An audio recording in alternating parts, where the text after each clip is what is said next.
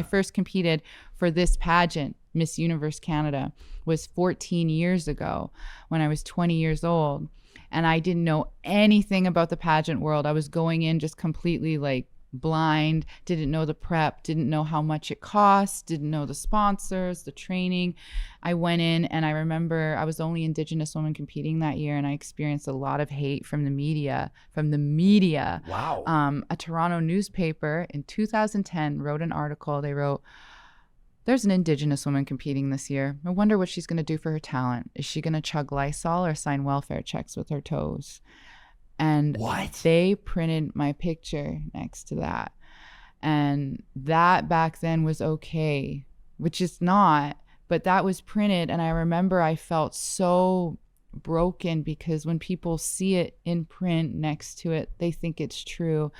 And I remember girls were like leaving out the article for me to see just to make me feel less than. And I felt really broken and alone because everyone was saying like, this is who she is and that's what she represents. And I was like, that's not who I am. And I remember I was feeling really alone on finals day, and I made top 5, and that was already the farthest a Native woman has ever gone, still from 14 years ago. And now I came back, but I made top 5, and I remember people were chanting my name, and I got second runner up.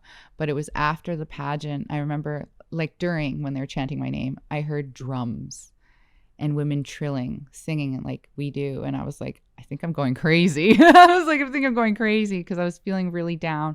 But I remember I said, lift your chin up. You belong wherever you want to belong. And after that pageant was over, I remember all these Native people came up to me at the stage. And I was like, who are these people? Because I'm from Alberta. I'm from here. I'm not from Ontario where that pageant was being held at the time.